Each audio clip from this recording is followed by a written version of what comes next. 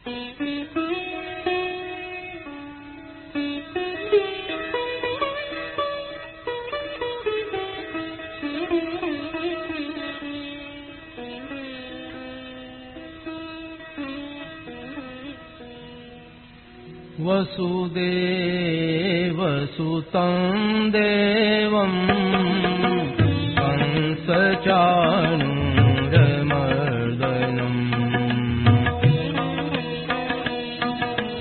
देवकी परमानन्दं कृष्णं वन्दे जगद्गुरुम्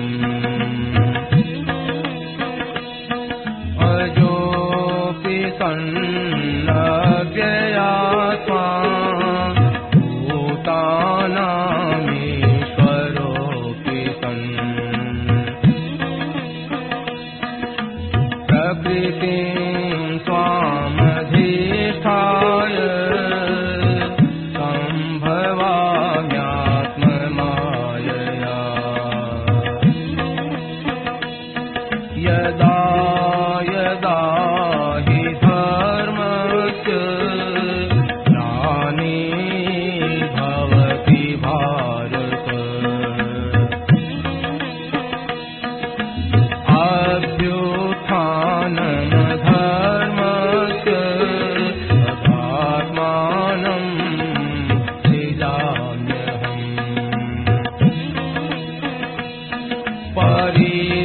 परित्राणाय साधूनां विनाशाय दुष्कृताम् धर्म संस्थापनार्थाय सम्भवामि युगे युगे जन्म कर्म च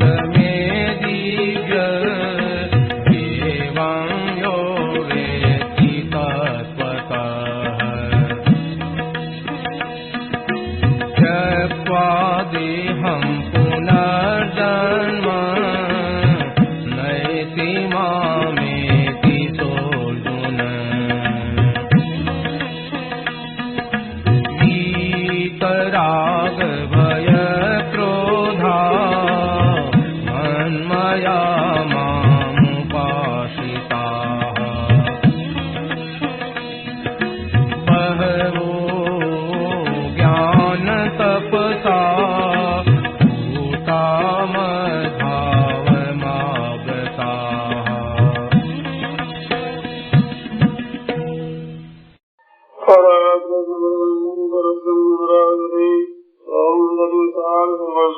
वंदे नन्दादिपारिजाताय सूत्रवेत्रैकपाणये ज्ञानमुद्रादिकृष्णाय गीतामृतये नमः।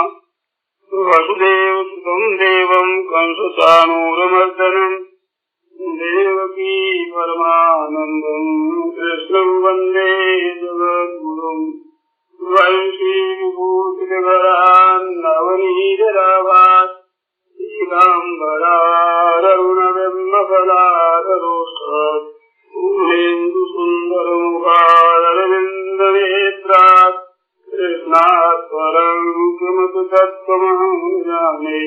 हरि ओं नमो परमात्मने नमस्ते गोविन्दाय नमो नमः। श्री गुरुरमणे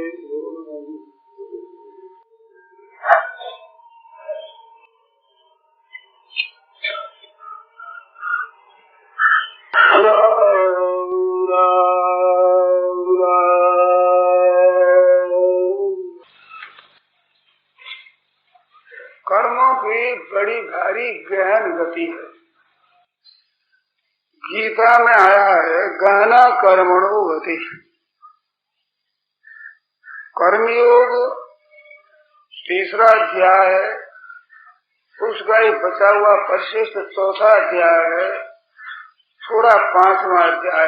ऐसे कर्मयोग का विवेचन 3 अध्यायों में आया, जिसमें कर्मयोग का खास विवेचन तीसरा है और उसमें बचा हुआ चौथा है। 2 अध्याय विशेष दास है।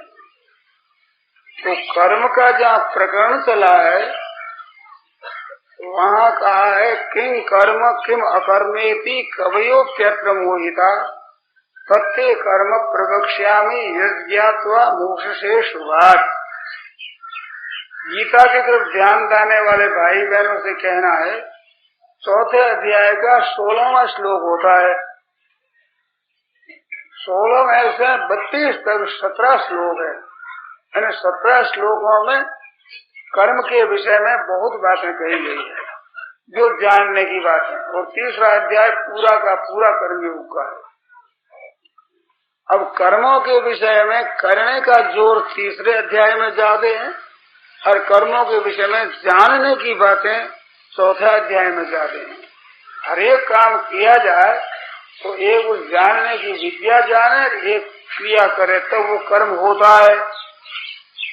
जैसे रसोई बनाना आता है, नहीं बनाया जाए तो रसोई बनेगी नहीं, और बनाना आता नहीं लग जाएगा तो ठीक नहीं बनेगी। दोनों बातों की आवश्यकता है। तो कर्मयोग में जानने की बहुत बड़ी आवश्यकता है, गहरा अध्ययन करने की बड़ी आवश्यकता है। मेरी रुचि बहुत वर्षों से रही है कर्मयोग के विषय में, पर अभी तक मेरा अध्ययन चल रहा है।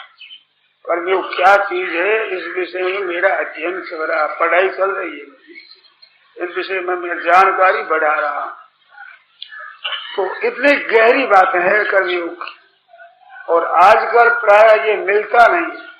चौथे अध्याय में भगवान ने साफ कह दिया है, एवं परंपरा प्राप्त मिमम राजर्षयो विदु सकाले ने माता योगो नष्टा परंतप। बहुत समय हो जाने से कर्मयोग लुप्त प्राय हो गया, जानकार बहुत कम रह गए। 5000 वर्ष से अधिक हुए उस समय भगवान ने कह दिया कि कर्मयोग लुप्त प्राय हो गया। उसके तो बाद में बहुत समय गिरा है, तो इसको जानने वाले बहुत कम है। विद्वानों में ज्ञान की चर्चा होती है, भक्ति की चर्चा होती है, पर कर्मयोग की चर्चा भी नहीं होती, कथा नहीं मिलती, सत्संग नहीं मिलता, विवेचन नहीं मिलता। ऐसा छिपा हुआ कर्मयोग है। इसके ऊपर लेख आए हैं, पुस्तकें लिखी गई है, परंतु गहरी बात बहुत कम मिलती है। क्योंकि मेरे को इसकी खोज रही है, मैंने इसकी खोज की है और कर रहा हूँ। इस वास्ते इस विषय को जानने वाले बहुत कम है। शास्त्र नहीं मिलती, पुस्तकें नहीं मिलती ज्यादा इस विषय की। तो कर्म है वो क्या चीज है?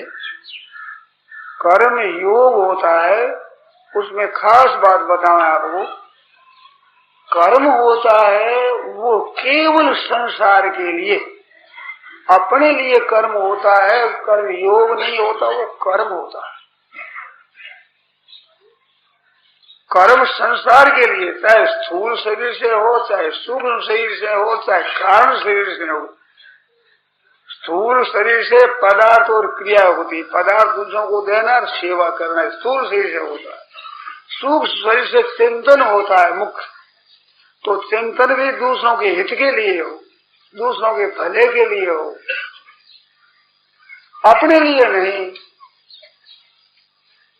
आपको कईयों को नई बात लगेगी, जप करना, तप करना, ध्यान करना, चिंतन करना, स्वाध्याय करना, ये सब का सब दूसरों के लिए ही हो, अपने लिए बिल्कुल नहीं। कर्मयोग की बात कह रहा हूं मैं। कारण शरीर में होती है समाधि, वो भी समाधि भी दुनिया के हित के लिए की जाए, अपने लिए नहीं। कर्म मात्र किया जाए दुनिया के लिए, तब योग हमारा परमात्मा के साथ होता है। और अपने लिए कर्म करोगे तो कर्मों के साथ में और उसके फल के साथ में हमारा संबंध रहेगा। और वो फल के साथ में संबंध तो फले सकतो निबध्यते, फल में आश्रित होता है, बंध जाता। नेदाई नेन्द्रियार्थेषु न कर्मस्त्वनुसज्जते सर्व संकल्प सन्यासी योगारूढ़ तदोच्यते। पदार्थों में भी आसक्त न हो, कर्मों में भी राग न रहे, तब योगारूढ़ होता है। बात छोटी सी कही है, पर बड़ी मर्म की बात बताई। यदा ही नेन्द्रियार्थेषु न कर्मसु अनुसज्जते, सर्व संकल्प सन्यासी, संपूर्ण संकल्पों का सन्यासी होगा तब वो योगारूढ़ होता है, योग में आरूढ़ होता है। तो योग में आरूढ़ होने के लिए पदार्थ और क्रियाओं में किंचित मात्र भी आसक्ति नहीं चाहिए, राग नहीं चाहिए। अपने लिए बिल्कुल पदार्थ है ना क्रिया है, कोई भी क्रिया अपने लिए होगी, पदार्थ अपने लिए मानेगा तो कर्म होगा, कर्म योग नहीं होगा। भजन ध्यान जप समाधि भी अपने लिए नहीं, ये अकल में नहीं आती बात। और कर्म योग तब होगा, कर्म संसार के लिए होगा, अपने लिए। अब आपका प्रश्न था कि कर्म प्रारब्ध रह जाते हैं का ज्ञानी के, तो कर्म कौन सा रह जाता है, कर्म क्या करता है, वो थोड़ी सी आप विवेचना समझे। कर्म जितने होते हैं सबके सब प्रकृति के द्वारा ही होते हैं, चेतन के द्वारा होते ही नहीं। चेतन तत्व ये प्रकृति की क्रियाओं से सर्वथा रहित है और क्रिया मात्र प्रकृति में होती है। अब कर्म के फल की इच्छा रखने से चेतन बनता है। ये कामना रखे न रखे, ये उनके चेतन का खुद का काम है, और खुद का जो कामना रखना है ये परधर्म है, और कामना न रखना ये चेतन का स्वधर्म है। चेतन जो चेतन तत्व है वो सत है और प्रकृति की क्रियाओं से रहित है। ध्यान देकर सुने आप लोग, चेतन तत्व स्वयं प्रकृति की क्रियाओं से सर्वथा रहित है, बिना प्रकृति का साथ लिए कुछ नहीं कर सकता, और चेतन तत्व सत है, उसमें अभाव है नहीं। कर्म किए जाते हैं अभाव की पूर्ति के लिए, ऐसा चाहिए तो काम करो भाई, ये काम करो, काम चाहिए हमारे। तो सत्य तत्व में अभाव नहीं होता, ना भाव विद्यते सतः, सदवस्तु का अभाव नहीं होता। अभाव के बिना कामना नहीं होती, तो वो अपने लिए कैसे करेगा, और बिना प्रकृति के कार्य कर नहीं सकता। इन दो कारणों से स्वयं चेतन में कोई क्रिया नहीं है, तो क्रिया नहीं है तो अपने लिए कर्म कैसे किए जाए। ना तो अपने में कमी है और न करने की सामर्थ्य है, तो अपने लिए कैसे कर्म करे वो, अपने लिए कर्म होता ही नहीं। तो उसका क्या प्रारब्ध रहता है, तो प्रारब्ध क्या है, हम जो कर्म करते हैं साधारण दृष्टि से वो कर्म क्रियमाण कर्म कहलाता है, अभी नया कर्म कहलाता है। और अनेक जन्मों के कर्मों का संग्रह पड़ा हुआ है, उस विभाग का नाम संचित कर्म है। और उन संचितों में से जितने कर्म फल भोगने के लिए निकाल दिए जाते हैं, उस कर्म विभाग का नाम प्रारब्ध कर्म है। वे कर्म प्रारब्ध रूप से कहलाते हैं। तो क्रियमाण, संचित और प्रारब्ध तीन नाम हुए। तीनों में क्रियमाण कर्म करते हैं, उससे संचित बनता है। संचित में से निकाल करके प्रारब्ध बनाया जाता है। प्रारब्ध के अनुसार शरीर मिलता है।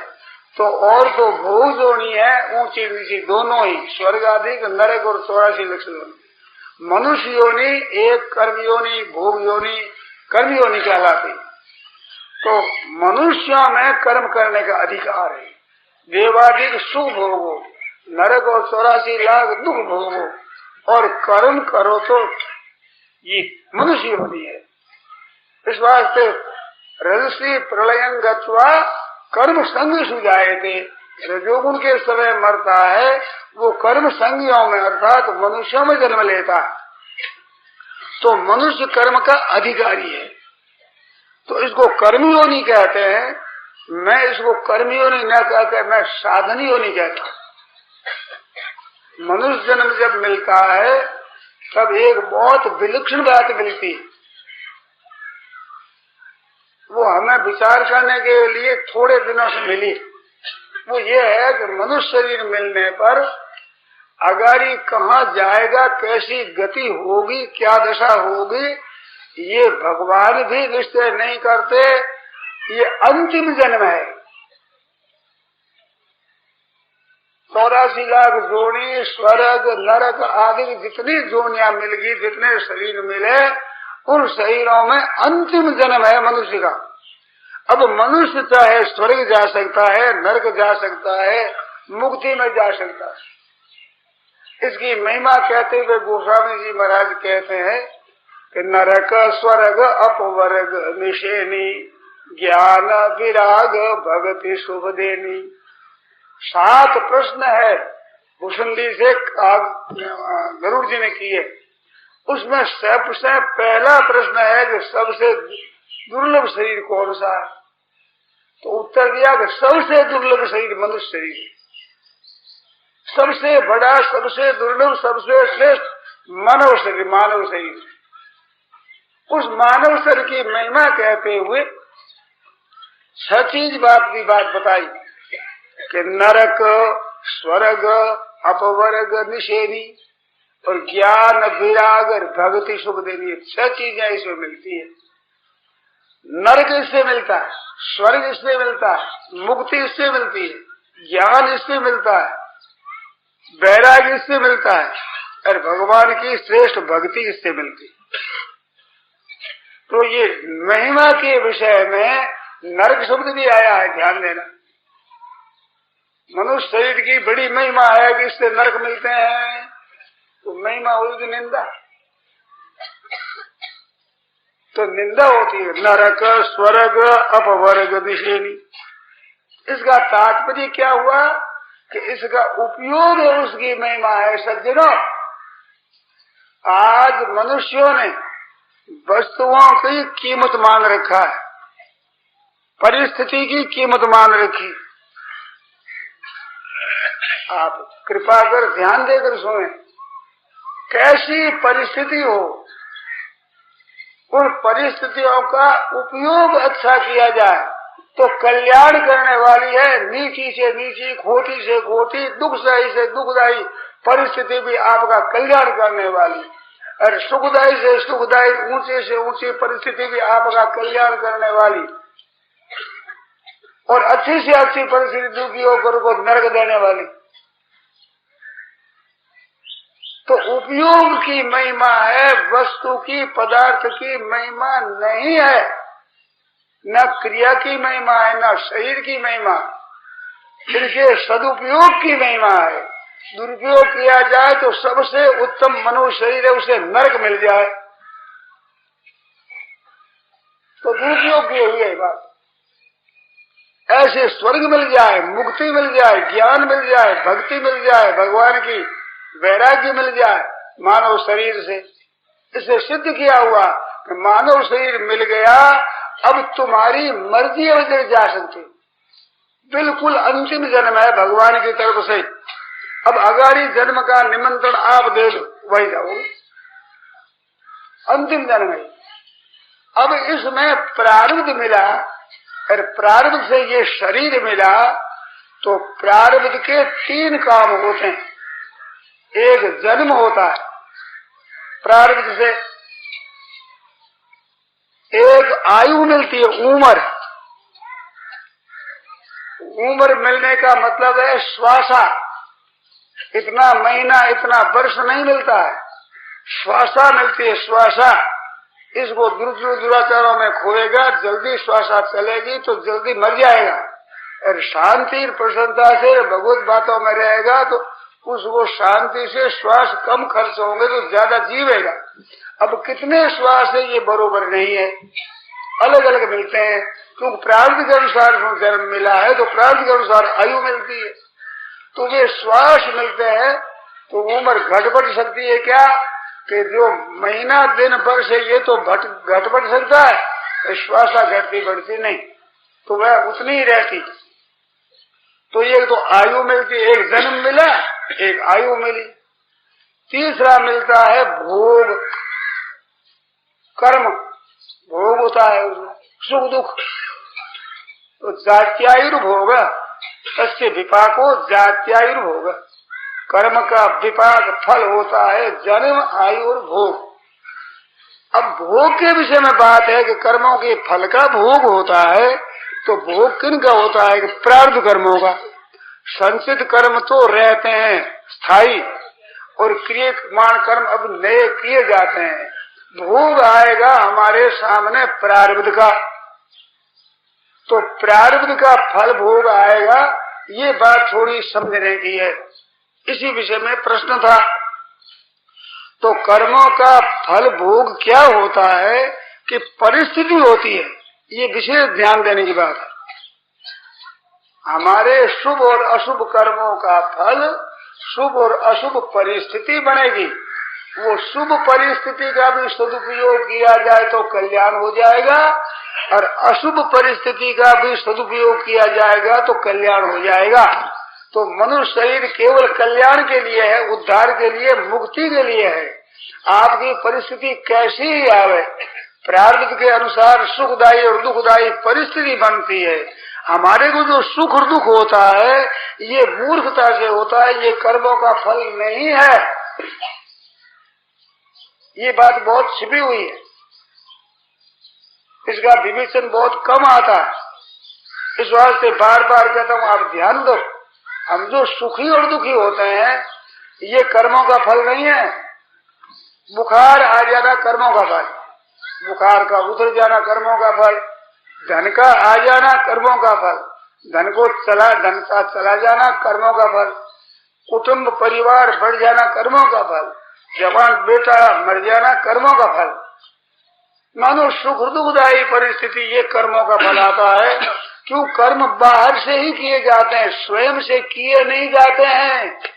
तो बाहर से किए हुए कर्मों का फल बाहर ही आएगा, भीतर जाएगा ही नहीं। कैसे जाएगा? कर्म भीतर से नहीं हो तो फल कैसे जाएगा भीतर? इस बात से सुखी दुखी जो स्वयं होता है ये पुरुष होता है। पुरुषा सुख दुख का नाम भोगते हेतु उच्यते। सुख दुख के भोगने में पुरुष हेतु होता है। तो कहा कौन सा पुरुष हेतु होता है? पुरुष प्रकृति तो ही भोगते, प्रकृति में स्थित पुरुष होता है, वो सुख दुख का भोगता है, उस भोगता बनता है, सुख दुख भोगता। नहीं तो सम दुख का सुख स्वस्थ। जब अपने स्वयं स्थित होगा तो सुख दुख में सम होगा, ना सुख में राजी होगा ना दुख में नाराज होगा। क्योंकि आप स्थित हो गया स्वयं, अपने स्वरूप में स्थित होने पर वहाँ सुख दुख नहीं पहुंचता। क्योंकि सुख दुखदायी परिस्थिति कर्मों का फल है, वो बाहर आती है, अपने भीतर पहुंचती ही नहीं। सुख दुख भीतर पहुंचते ही नहीं, बाह्य परिस्थिति में स्थित होकर के सुख दुख भोगता है।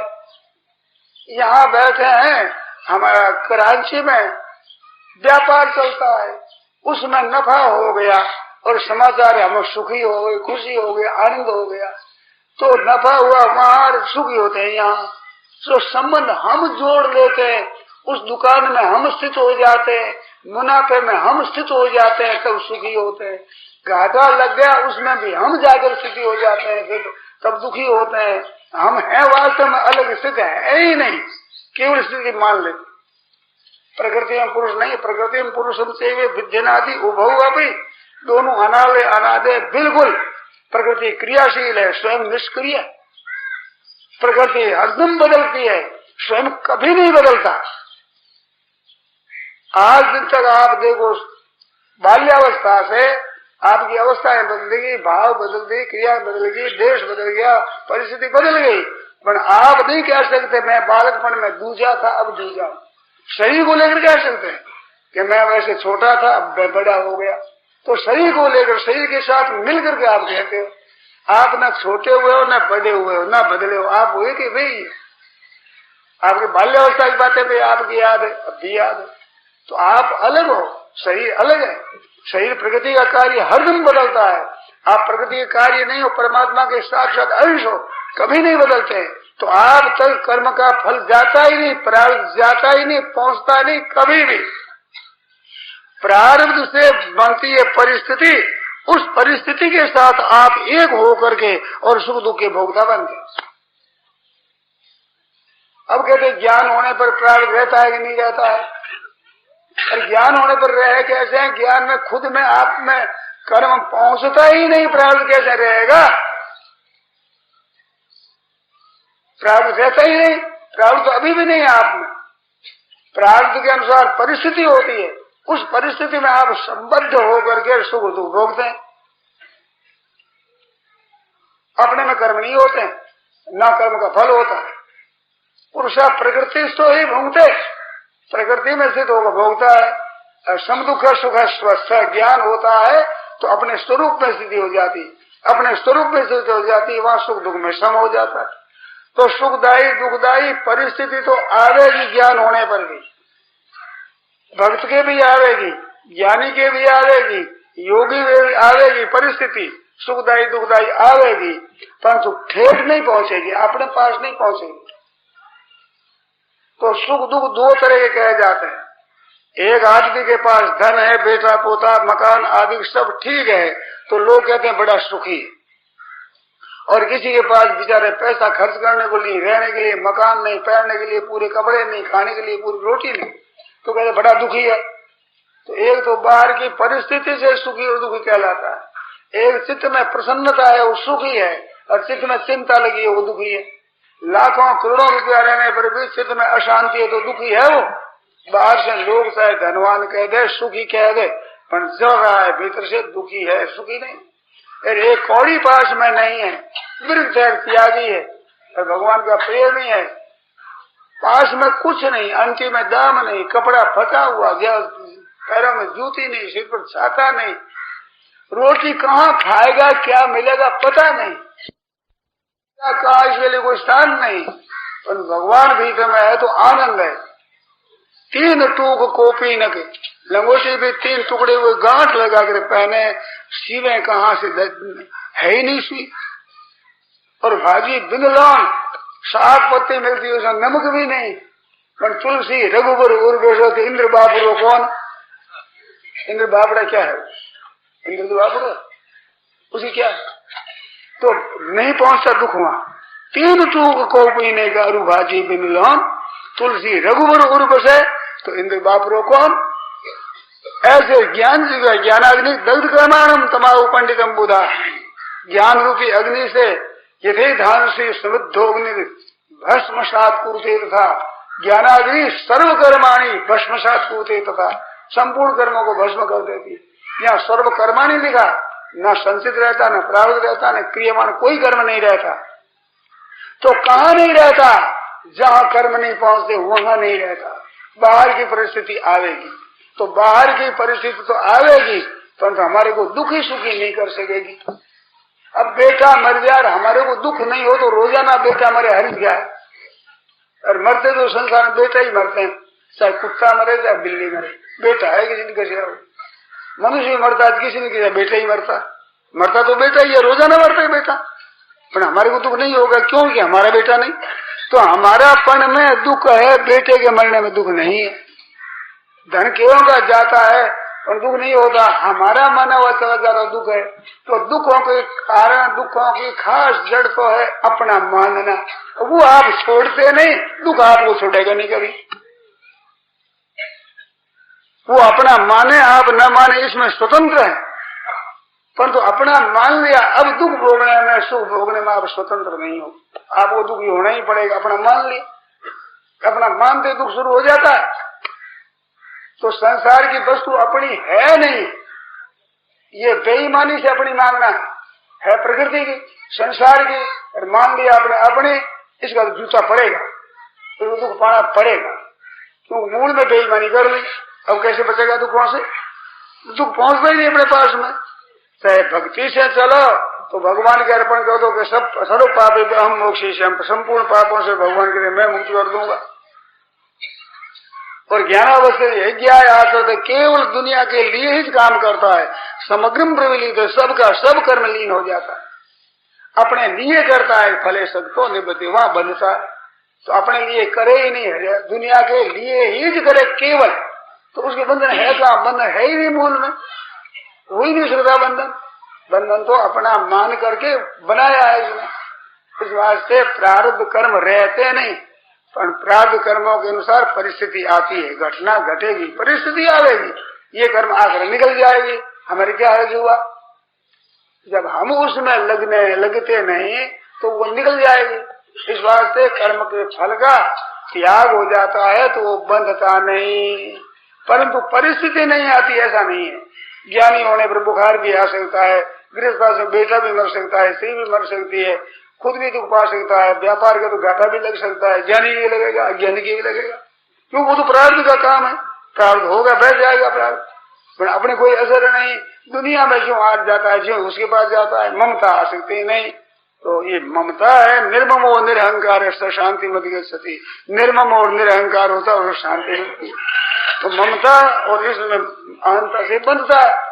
अहंता क्या है, प्रकृति के कार्य में अपने को जमा लेना अहंता हो गई, और प्रकृति के कार्य को अपने में जमा लेना ममता हो गई। शरीर में हम अपने बैठ के मैं शरीर हूँ, अब ये अहंता हो गई। ये वस्तु मेरी है, बाहर पड़ी है, इसको अपने भीतर में जमा ली, ये ममता हो गई। अहंता और ममता से दुख पाता है, ये बनावटी है, इसको छोड़ दुख होगा ही नहीं। अरे भाई आपके बड़ी कन्या हो गई, चिंता लगी है और उसका संबंध हो गया, अच्छे घर चली गई, अब आपकी चिंता है क्या लड़की की, वो जो पहले थी, फर्क क्या पड़ा, कन्या वही है आपकी, उसको भी देते हो, प्यार करते हो, स्नेह करते हो, पालन करते हो, वक्त पर गहना कपड़ा रुपया देते ही रहते हो, परंतु उसकी शादी होने संबंध होने की चिंता रही क्या, फर्क क्या पड़ा कि अब हमारी नहीं है, यही तो फर्क पड़ा। और क्या, हमारी नहीं है रहते हुए भी हमारी नहीं मान लो चिंता बढ़ जाएगी, और हमारी दूर बैठे हुए अपनी मान लो चिंता हो जाएगी। किसी कन्या को गोद ले लो, लड़का को गोद ले लो, चिंता हो जाएगी। लड़की बड़ी हुई, संबंध मान लिया, उसके साथ सगाई करिए, संबंध किया है केवल, अब लो लड़का बीमार हो जाता आपकी चिंता लग जाएगी, क्योंकि संबंध मान लिया, अब चिंता शुरू हो जाएगी। संबंध नहीं है, अपने मर जाए तो चिंता नहीं। तो आप अपना मान लेते हो, यही बंधन है। तो आपने बहुत से रुपयों का त्याग कर रखा है, 1000, 10,000, 50,000, लाख, 2 लाख, 10 लाख रुपये आप अपने मान रखते हैं, उनमें बंधन है। और अरबा गिनती के अनगिनती के रुपये पड़े संसार में, आपको बंधन नहीं। मकान आपने मान लिया कि ये मेरा है, तो वो बंधन हो गया, दूसरे मकान है। उस मुसलमान 50 मर गए, सुन लिया, कोई चिंता ही, कारण क्या, अपने नहीं है। तो ये दुख तो सब अपना मान लेना है, ये क्या है, अपना वास्तव में है नहीं। आप हो परमात्मा के अंश, ये है प्रकृति का अंश, ये है संसार की चीज, आपकी है ही नहीं। इस बार संसार का सुख और दुख आपके पास रहता ही नहीं, क्यों, आपका है ही नहीं सुख। कहते सुख चला जाता है, चाहे नहीं, अगर आपका नहीं है। परमात्मा का सुख अगर मिलता तो वो आपके रहता, जा नहीं सकता कभी, क्योंकि वो आपका है, आप परमात्मा के अंश हो। तो अपनी एक खास कैसी चीज जाएगी, वो जाएगी नहीं। और संसार का सुख टिकेगा कैसे, आपका है ही नहीं, कैसे टिकेगा, रहेगा ही नहीं, आपके पास रह सकता ही नहीं, आपका है ही नहीं। वो तो कर्मों के अनुसार उदय परिस्थिति आई, वो चली जाएगी पूरे, और सुख हो चलो। तो प्रारब्ध कर्म रह जाता है क्या, कहाँ रहता है प्रारब्ध कर्म बेचारा, वो प्रारब्ध कर्म पहले भी नहीं है। माना हुई ममता है, माना हुई अहंता है, माना हुआ संबंध है, वो संबंध माना हुआ रखोगे तो रहेगा। तो अज्ञान से संबंध है, ज्ञान होते ही संबंध विच्छेद हो जाता है। ज्ञान का यथार्थ जानना, ज्ञान नाम है, जो जानना उसमें ज्ञान है। तो है क्या कि चेतन परमात्मा का अंश है, ये प्रकृति का संसार का अंश है। ये ठीक ठीक ज्ञान होकर संबंध विच्छेद हो जाता है, हमारे इनका संबंध नहीं। ये परिवर्तनशील, हम अपरिवर्तनशील, ये अनित्य, हम नित्य, ये ज्ञेय, हम ज्ञाता, ये जड़, हम चेतन, फर्क बहुत बड़ा भारी फर्क है। इस बात से ज्ञान हो गया, सब ज्ञान हो गया, संबंध विच्छेद हो गया। यह एवं वेत्ति पुरुषम, और प्रकृति से गुण ही सा सर्वथा वर्तमान हो भी न से भूयो भी जाए थे। ये प्रकृति है, गुणों के प्रकृति अलग और पुरुष अलग। यह एवं वेत्ति पुरुषम, कौन सा, उपदृष्टानुमंता च भर्ता भोक्ता महेश्वर परमात्मा उपयुक्तो देहेस्मिन् पुरुष पर, देह में रहता हुई पर है, अनादित्वाद निर्गुणत्वाद परमात्माय मध्य शरीर स्थोरि कौन्तेय न करोति न लिप्यते, न करता है न लिप्त होता। ऐसे पुरुष को जान लिया, गुणी से प्रकृति पुरुष को तो बढ़ लिया तो सर्वथा वर्तमान हो सब संसार काम करता हो अभी न से भूयो भी जाए थे फिर जन्म नहीं होता। कारण क्या है? कारण गुण संगो से सदस्य योनि जन्म, गुणों के साथ संबंध जोड़ने से ऊंच नीच योनि जन्म होता है। जैसा गुण होता है वैसे जन्म होता है। वो संबंध तोड़ दिया जन्म कैसे हो, कैसे और किसका हो और क्यों हो, कोई कार्य नहीं है।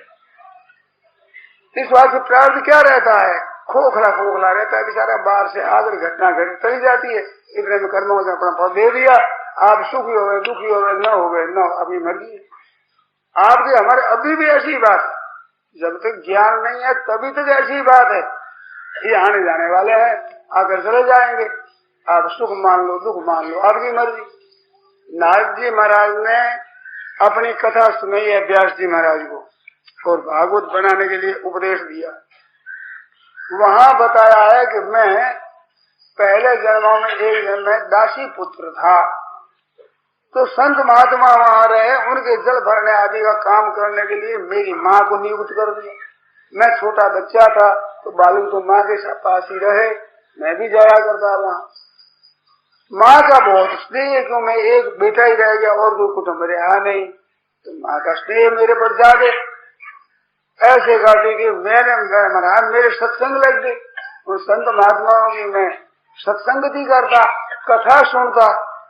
तो कथा सुनता तो मेरे को देखा कथा सुनते हुए तो सक्रो कृपाम यद्यपि तुल्य दर्शना, सब पर समान दृष्टि रखने वाले संतों ने मेरे पर कृपा विशेष की, क्योंकि अद्भुत कीर्तन के अनुवर्तिनी खेल छोड़कर कथा सुनता था। तो महाराज पर असर पड़ा, देखो बालक खेल छोड़कर सुन रहा है। अब बालक की दृष्टि में तो कीमती खेल ही है, तो वो त्याग किया, सुनता, संतों पर असर पड़ गया। इस बात से उन्होंने कृपा की, मंत्र दिया और क्या बेटा तो भजन करो अपना। तो मेरा भजन में भी मन लग गया और सत्संग भजन करने लगा। संत चले गए, अब मैं भजन करूं, माँ आ गया बेटा जी मिले भोजन कर ले, ये कर ले, वो कर ले। मेरे बड़ी आफत हो गई, क्या करें? माँ कर्ण देती नहीं, उसका स्नेह ज्यादा। गाय ढूंढने के लिए गई, सांप काट गया, माँ मर गई, खुशी हो गई, प्रसन्न हो गए, नाचने लग गए, तो बस निहाल हो गए। आप जरा ध्यान दे, माँ मरी है ये प्रारब्ध का फल, और अच्छे प्रारब्ध का फल नहीं है। बालक की अवस्था में माँ मर जाए ये तो खोटे प्रारब्ध का फल है कि नहीं? अब खोटा प्रारब्ध हुआ, खोटे प्रारब्ध क्या दुखी कर दिया नारद जी को? वे नाचने लगे, खुशी हो गए, प्रसन्न हो गए। प्रारब्ध का काम तो ये था माँ का वियोग कर देना, जो वियोग हो गया। अब दुखी कर देना प्रारब्ध का फल वही है। जंगल में चले गए, भगवान में रुचि हो गई, चढ़ने पर जल पिया, वृक्ष नीचे बैठे, भगवान में मन लग गया, मस्त हो गए और भगवान अंतर्ध्यान हो गए। फिर बड़े व्याकुल हुए, रोने लगे, तो फिर आकाशवाणी हुई कि इस जन्म में नहीं, फिर तेरे को प्राप्ति होगी। ये कथा आई है कि नारद जी? तो बोलो माँ मर गई, इतना दुख बाल्यावस्था में, बड़े से बड़ा दुख है, इससे बड़ा दुख क्या होता है? बालक के तो माँ का ही सहारा होता है, वही मर गई, पर दुखी नहीं। इससे सिद्ध होता है प्रारब्ध का काम तो माँ को मार देना है, बस कर दिया। अब दुखी सुखी होना है ही नहीं उसका, उसे भोग कैसे होगा? तो प्रारब्ध का फल भोग होगा ये नहीं है, हाँ वो परिस्थिति आएगी, ये भोग होगा, इतना प्रारब्ध का काम होगा। तो ज्ञानी जीव होता है, तत्व के, जीवन मुक्त के, प्रेमी के, योगी के, सबके होता है। तो ज्ञानाग्नि सर्वकर्माणी विशुद्धिया, सर्वकर्माणी देखा तो सर्व कर्म भस्म हो जाते हैं। तो भस्म क्या? सुख दुख देने की शक्ति उनमें नहीं रहती। जैसे चने होते हैं, उन चनों को बो दिया जाए तो खेती होती है, अंकुर देते हैं। भजिता कथिता धाना प्रायो बीजाए, चाहे भूज दो और चाहे उसको उबाल दो, अब बीज नहीं देगा। भूख मिट जाए खा लो, सुना भुजे खा लो, उबाले हुए खा लो, भूख तो मिट जाएगी पर अंकुर नहीं देगा। ऐसे ज्ञानाग्नि दग्ध कर्माण, ज्ञान रूपी अग्नि से अंकुर दग्ध हो गया। अब बाहर से जैसा दिखता है वैसा ही प्रारब्ध के दिन अनुसार शरीर रहेगा, सुधायु का परिस्थिति आवेगी, परंतु अंकुर देने की शक्ति नहीं रहेगी। ऐसे ज्ञान रूपी अग्नि से भूज लिए गए, ऐसे प्रेम में उबाल दिए गए, उबलते प्रेम में रह गए, अंकुर नष्ट हो गया, आप आपको वो अंकुर नहीं देगा, अगर जन्म नहीं देगा, सुखी दुखी नहीं करना, खाने में काम आ जाएगा। तो इस तरह से प्रारब्ध कर्म है, घटना में तो काम आएगा, सुखी दुखी नहीं बना सकेगा। सुखी दुखी तो अज्ञान के कारण उसके साथ संबंध जोड़ लेता है, उसको होता कोई भी संबंध जोड़ ले। साधु है, आप लोग गृहस्थ हैं, अब गृहस्थों के साथ समझ लोगे हमारे प्रेमी है साहब, हमारे प्रेमी, धन हो जाएगा हम खुशी हो जाएंगे, धन चला जाएगा हम दुखी हो जाएंगे, क्या लेंगे? हमने अपना मान लिया हमारा, और सुख दुख में साथ में रहोगे, संबंध जोड़ दिया अब रो, और नहीं जोड़े तो मौज होगी।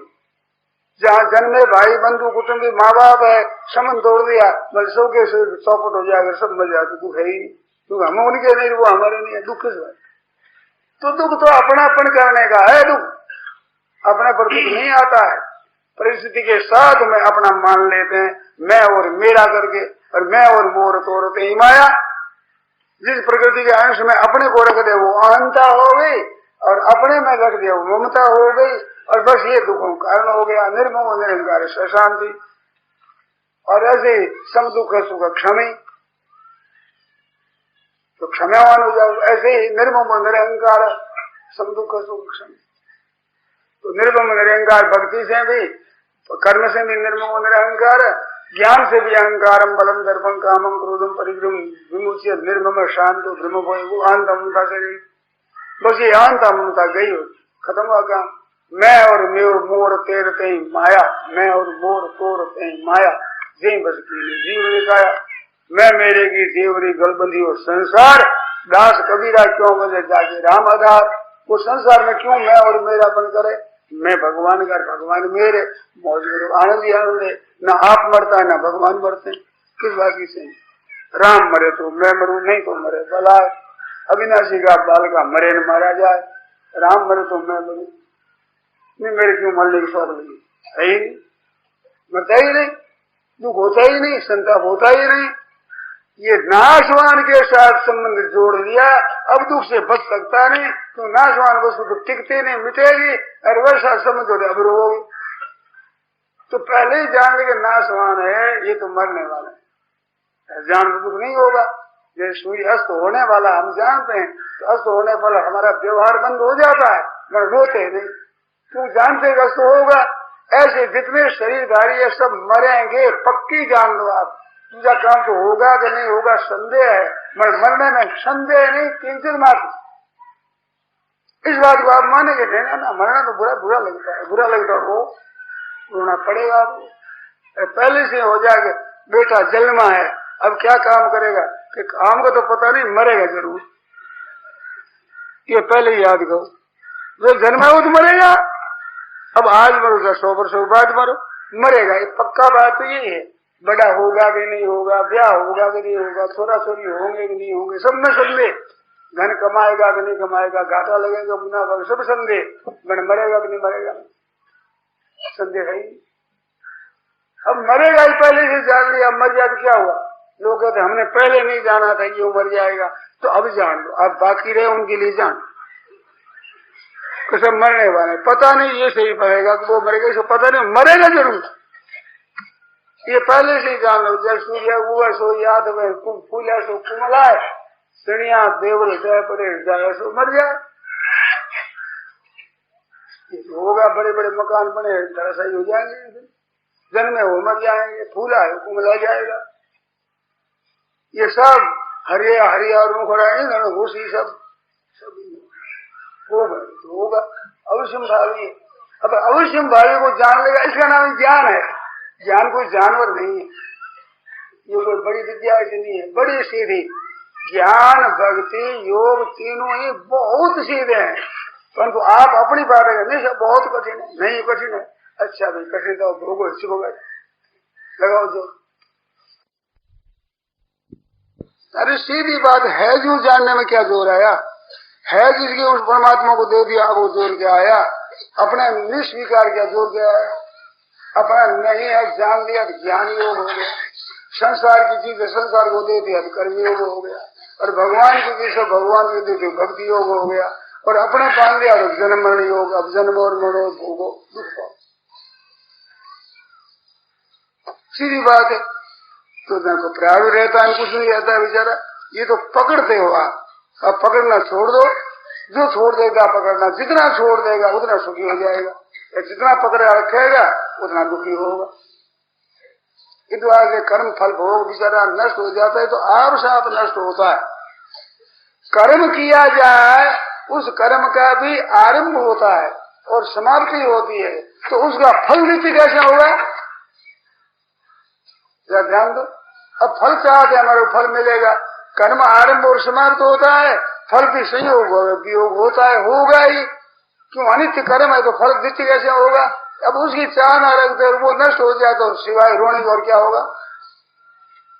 समझते पहले से कर्म का आरंभ और समाप्ति होती है, फल का भी संयोग और वियोग होता है, ऐसा होता है। अपने प्रभु के साथ आपका संयोग है, वो वियोग नहीं होता, वो जो नित्य योग है परमात्मा के साथ। परमात्मा की तरफ से जीव का त्याग किया ही नहीं, जीव ही परमात्मा से विमुख हो जाता है, तो अपने को अलग मान लेता है। इसे तो पारा विमुख हो गए, सन्मुख हो जीव मोही जब ही जन्म कोटि अज्ञान से तब ही देरी का काम। मैं तो भगवान कहूँ, अब कर्म उसके नहीं है। ये ना कार्य मुरारे रसा तस यमा किंग कुड़ते चर्चा। भगवान की पूजन कर लिया, भगवान को याद किया, जमराज जी का सरता नहीं चलती और खाता उठ जाता वहां से कि भाई ये अपना भाग का नहीं, ये तो भगवान का है ही। तो भगवान के शरण में गया, जमराज के यहाँ चर्चा नहीं चलती उसकी कुछ भी। भगवान के चरणों की शरण हो जाए, भगवान के आप हैं इससे बिछड़े में दुख पाते और उसी सन्मुख हो जाए, दुख कैसे रहेगा, कहाँ रहेगा? आ ही नहीं सकता मैं जी। हम भगवान के, भगवान हमारे, नित्य योग है भगवान का, नित्य संबंध। तो भगवान के अगर प्रार्थ होता हमारे हो, हमारे क्या हम क्यों दुख पावे? भगवान फल भागी नहीं होता, हम क्यों हो गए? भगवान कहते हैं एवं ज्ञात्वा नमां कर्माणि निम्बन्ति नमे कर्म फले स्पृहा। मेरे कर्म नहीं बांधते, क्यों नहीं बांधते? नमे कर्म फले से, या कर्म फल में भी स्पृहा नहीं है। इति मांग यो भी जाना कि कर्म फिर न समझते, ऐसे जो जानता है वो भी कर्म से बनेगा। क्यों नहीं बनेगा? कि विद्या सीख लिया, भगवान की विद्या है कि मेरे को कर्म नहीं बांधते, क्योंकि फल चाहता नहीं, ऐसे फल की इच्छा छोड़ दे। यदि मांग यो भी जानाती कर्म एवं ज्ञात्वा कृतं कर्म पूर्व मुमुक्षु भी, जितने पहले मुमुक्षु हुए हैं उन सब लोगों ने ऐसे जानकर कर्म किए, वो फल चाहते ही नहीं, ऐसे कर्म किए। गुरु कर्म तस्मात् तुम पूरे पूर्वतरम कृतम, परंपरा से कर्म करता है राजा लोग, ऐसे तुम भी कर्म ही हो, गुरु कर्म करता रहे, बनेगा नहीं, करता रहेगा। पर फले से तो जहां अपने संबंध जोड़ा फट वहां पर बना जाए। ये बिजली के तार चलते हैं फिरते हमारे कुछ नहीं, पर जहां उसके संबंध जोड़ा फिर करंट आ जाएगा। ऐसे कर्मों के साथ संबंध जोड़ा और करंट आएगा, अब दुख भोगो सुख भोगो सब आएगा। और अपने निर्लेप रहो, मौज से आनंद से रहो, अब चिपको मत उससे। तो प्रारब्ध का फल क्या है? प्रारब्ध का फल घटना घटा देना है, सुखी दुखी करना है ही नहीं। ये बात खास ध्यान दे दीजिए, सुखी दुखी नहीं कर सकता। आज घटना घट जाएगी, अनुकूल प्रतिकूलता आ जाएगी, वो तो आवेगी, जैसे कर्म किए उसके अनुसार आवेगी, पर वो भी टिकेगी नहीं। क्यों? कर्म भी नाश हुआ तो फल विनाश कैसे होगा? इस बात से हमारे साथ संबंध ही नहीं है उसका। अब संबंध मान लेते हैं, दुख बात मूल में गलती कर लेते हैं, जो अपना संबंध मान लेते हैं, संबंध जोड़ लेते हैं, तो संबंध है नहीं हो, संबंध जोड़ने से मरना पड़ता, दुख पाना पड़ता। तो प्रारब्ध कर्म रह जाता है क्या? कि केवल ऊपर से रह जाता है, ऊपर से, और कुछ नहीं रहता भीतर। जैसे गैस की बत्ती होती है, रेशम की बत्ती होती है गैस की लगाई हुई, वो जब लगाते हैं तो लगाते ही जल जाता, खत्म हो जाती। अब उसका वो ढांचा रहा ऐसे दिखती है, जैसे जब तक वो साथ रहेगी साबित तब तक वो प्रकाश देगी, और प्रकाश भी जलने के बाद देती। जब तक वो नहीं जलती तब तक बढ़िया प्रकाश नहीं होता। ऐसे ही कोई ज्ञानी महात्मा क्या है, वो गैस की बत्ती है, ज्ञान होते ही जल जाती है, जलने के बाद प्रकाश करती है तेज से, मैंने हाथ लगाओ बिगड़ जाएगी, फिर कुछ नहीं। जब तक सही रहता है तब बड़ा प्रकाश मिलता है, पर उसे क्या हो वो जल गया पहले ही। ज्ञानाग्नि दग्ध करमाना हूं, ज्ञान रूपी अग्नि से दग्ध हो गया, अब दग्ध हुई वह बत्ती मेरा प्रकाश दे रही है। ऐसे वो सबको ज्ञान देते हैं, सबको प्रकाश देगा। तब दिख जाएगी प्राप्त खत्म हुआ, जाति आयु भोग, आयु समाप्त हुई, बस नष्ट हो जाएगी। इस वास्ते प्रारब्ध रह जाता है, क्या नहीं रहता है? तो किसके रहते? इनके नहीं रहता। सर्वधर्मान परित्यज्य मामेकम शरणम व्रज। भगवान कहते हैं मेरी एक की शरण हो जा। भगवान कहते हैं माम एकम शरणम व्रज, अनन्य भाव से मेरी शरण हो जा। क्या राम भगवान की दो से आदर्श है क्या? माम एकम शरणम व्रज, अनन्य भाव से मेरी एक की शरण हो जा। और का आश्रय मत। संसार का आश्रय रखता है, भरोसा रखता है, व्यक्तियों का रखता है, धन का रखता है, बुद्धिमानी का रखता है, विद्या का रखता है, आश्रम का रखता है, कुछ शरण रखता है नाशवान का, तब भी पा रहा। तुम अविनाशी नाशवान का क्यों आश्रय रख दो भाई? अविनाशी का ये आश्रय लो, मौत हो जाएगी, आनंद हो जाएगी, तो सब कर्म नष्ट हो जाते हैं। सर्वधर्मान परित्यज्य माम एकम शरणम व्रज अहंता सर्वपापेभ्यो मोक्षयिष्यामि, संपूर्ण पापों से मुक्त कर दूंगा। तो धर्मों का त्याग करना है क्या? धर्मों के आश्रय का त्याग करना है। अर्जुन ने कहा है कि करिष्ये वचनम, तो आपकी आज्ञा पालन करूंगा, पर फिर भी किया क्या? युद्ध किया है, धर्म का त्याग क्या हो गया? अब इस धर्म में पुण्य होगा पाप होगा क्या नहीं होगा अपने बात है। अपने करिष्ये वचन, आप कह दो करो, हाँ करो मरो, अपने कोई मतलब नहीं, तो कैसे बनेगा? सब पापों से मैं मुक्त कर दूंगा, तो बनेगा ही नहीं। तो ऐसे भक्ति में भी सब कुछ भगवान के अर्पण कर दे, अपना कुछ नहीं है, बिल्कुल नहीं बनेगा, और कुछ भी अपना जान लिया वहां फंस जाएगा। तो भाई ये संसार है, ये तो जा रहा है।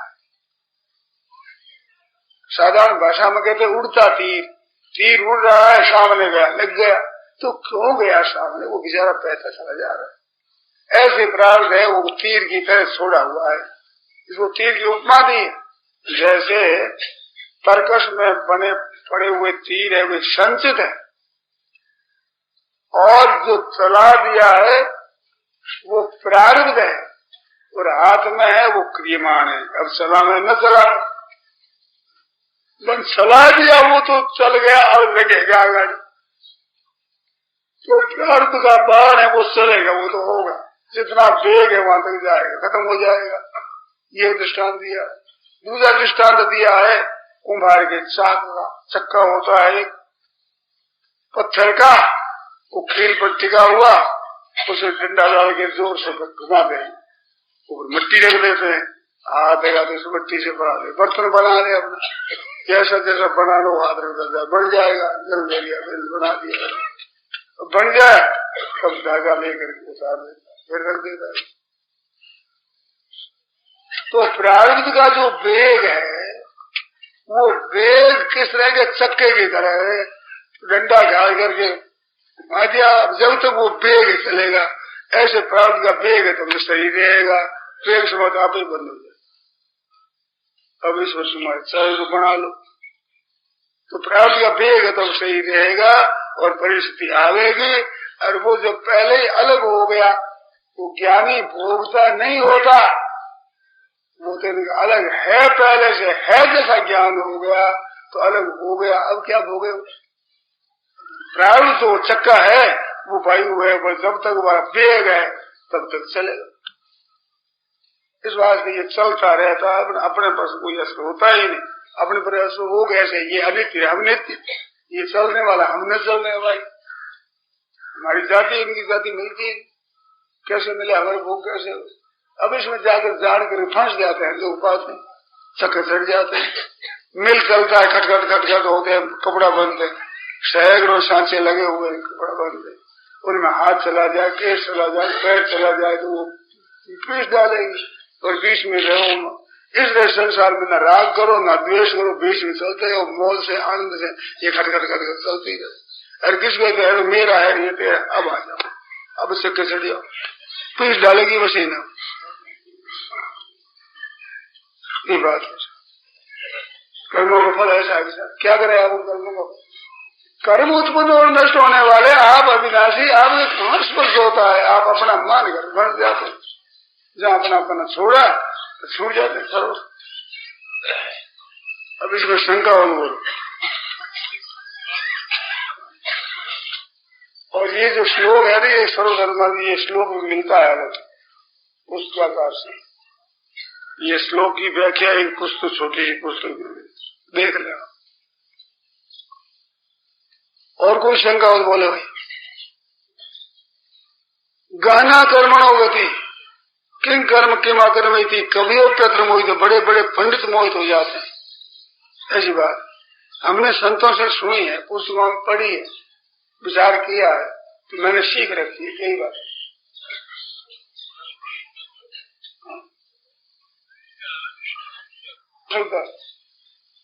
आप पूछते हैं कि कर्म को निष्काम भाव से किए जाए, बिना भगवान के समर्पण भी निष्काम हो सकते हैं क्या? वो हो सकते हैं। समर्पण की महिमा अधिक बताई, परंतु अपने संबंध न रखे तो बिल्कुल आप कर्मों से रहित हैं। आप इस बात का आप संबंध न रखे तो आप बिल्कुल कर्मों से रहित हो जाएंगे, क्योंकि कर्मों का विभाग है प्रकृति का, आप है परमात्मा के अंश। तो आप बिना ही भगवान के समर्पण किए भी कर्म से निष्काम आप हो सकते हैं, पर भगवान के समर्पण करने की बात भी ऊंची है और सुगम भी है।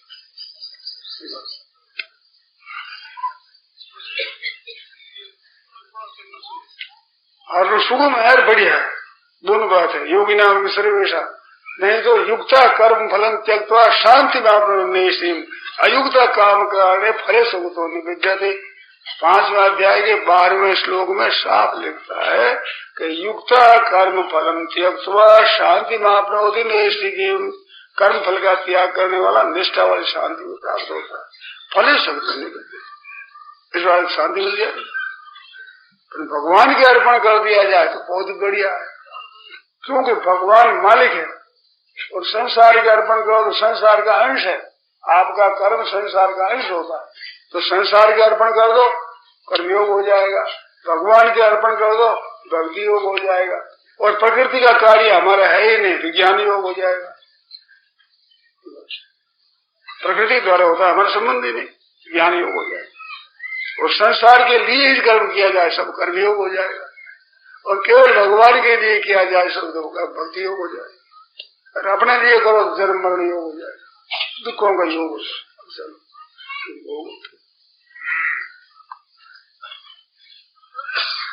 और बोलो, सुख की इच्छा, प्रश्न आया कि सुख की इच्छा कैसे मिटे? बड़ा सुगम उपाय बताओ आप सुख की इच्छा मिटाने का। आपके माता पिता स्त्री पुत्र भाई भतीजा बच्चे हैं, उनको सुख कैसे हो? ऐसा भाव संपूर्ण दुनिया के लिए हो जाए कि इनको सुख कैसे हो। मेरे को चाहे दुख हो, घर से शुरू कर दो, उनसे सुख लेना नहीं है, किंतु इनको सुख देना है। देने से लेने की इच्छा मिटती है, लेते रहो तो इच्छा मिटेगी। हमने देना है, संसार में आए सेवा करने के लिए, सुख भोग के लिए आए ही नहीं, केवल सुख पहुंचाना है। जहाँ जिस समुदाय में रहो उसकी सेवा करना है। संसार के लिए संसार में रहो, अपने लिए संसार में मत रहो, सुख की सब मिट जाएगी। और अपने लिए रहोगे तो मिटेगी नहीं, सीधी होगा। सुख पहुंचाना है, हमारा जिसके साथ संबंध हो जाए उसको सुख पहुंचाना है, उसका भला करना।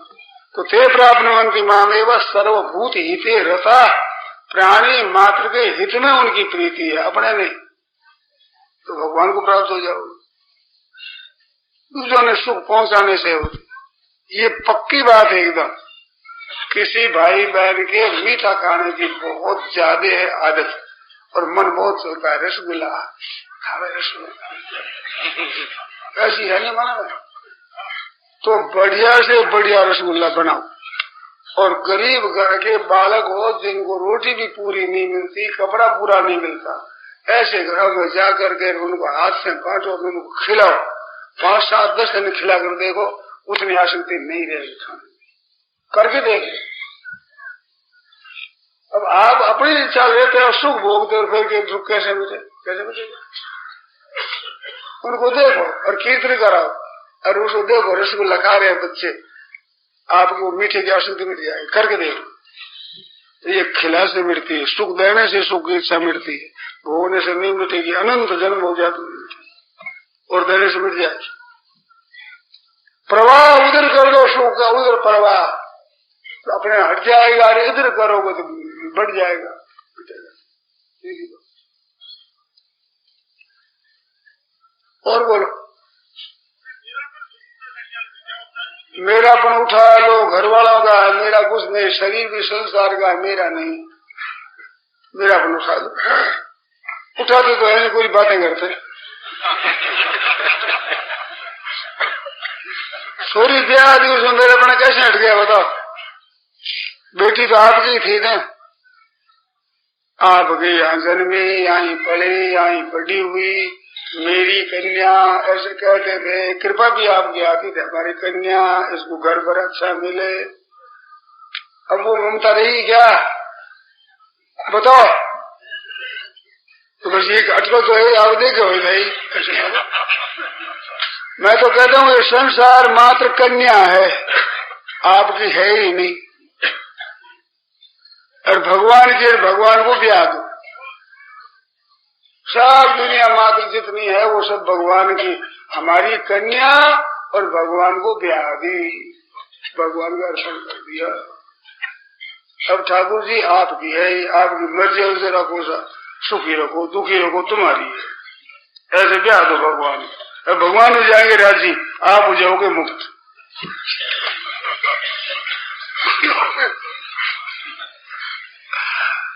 अरे जवाई बढ़ाओ तो भगवान को बढ़ाओ।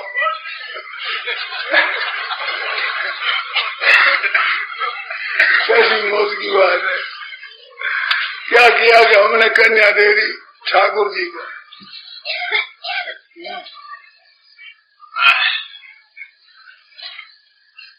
सर्वस्राम सालंकाराम करते हो नहीं संकल्प, पुत्री को देते हो जो, ये जो हमारी कन्या है, ये सर्वस्राम सालंकाराम लक्ष्मी रूपणी कन्या, विष्णु रूपाय वराय संप्रदय। आज बोल रहा ये शंकर पास बोल रहा है, गोविंद हरे गोपाल हरे गोविंद हरे गोपाल हरे, जय जय प्रभु दीन दयाल हरे, जय जय प्रभु दीन दयाल हरे, गोविंद हरे गोपाल हरे, गोविंद हरे गोपाल हरे, जय जय प्रभु दीन दयाल हरे, जय जय प्रभु दीन दयाल हरे, गोविंद हरे गोपाल हरे, गोविंद हरे गोपाल हरे, जय जय प्रभु दीन दयाल हरे, जय जय प्रभु दीन दयाल हरे, गोविंद हरे गोपाल हरे, गोविंद हरे गोपाल हरे, जय जय प्रभु दीन दयाल हरे, जय जय प्रभु दीन दयाल हरे, यो रामचंद्र की जय, मोद मुकुट वंशी वाले की जय। राम राम राम। यह प्रवचन परम श्रद्धेय स्वामी जी श्री राम सुखदास जी महाराज द्वारा दिनांक 18 जून 1983 को प्रातः 8 बजे स्वर्गाश्रम ऋषिकेश में गीता भवन नंबर 3 के प्रांगण में दिया गया। राम राम।